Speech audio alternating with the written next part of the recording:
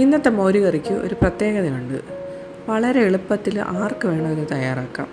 നമുക്ക് ആവശ്യമായത് ഒരു ചട്ടി അടുപ്പത്ത് വെച്ച് ചൂടായ ശേഷം വെളിച്ചെണ്ണയിലേക്ക് കടുക് ഇടുക. അത് പൊട്ടി വരുമ്പോഴത്തേക്കും പച്ചമുളക്, വറ്റൽമുളക്, കുറച്ച് കറിവേപ്പിലയും കൂടെ ചേർത്ത് നന്നായി ഇളക്കിയെടുക്കാം. അതിനുശേഷം ഒരു സ്പൂണ് ഇഞ്ചി വെളുത്തുള്ളി പേസ്റ്റും കൂടെ അതിലോട്ട് ചേർത്ത് കൊടുക്കാം. 1 മിനിറ്റ് നന്നായിട്ട് ഇങ്ങനെ ഇളക്കി കൊടുക്കാം. ഇങ്ങനെ ഇളക്കി കൊടുത്തതിന് ശേഷം 1/4 ടീസ്പൂൺ ഉലുവയും കൂടെ ചേർത്ത് വീണ്ടും നന്നായിട്ട് ഇളക്കാം. ഈ മോരുകറി മൺചട്ടിയിലോ മൺകുടത്തിലോ സാധാ പാത്രത്തിലോ തയ്യാറാക്കുന്നതാണ്. പക്ഷെ മൺചട്ടിയിൽ തയ്യാറാക്കുമ്പോൾ ടേസ്റ്റ് കുറച്ച് കൂടുതലായിരിക്കും.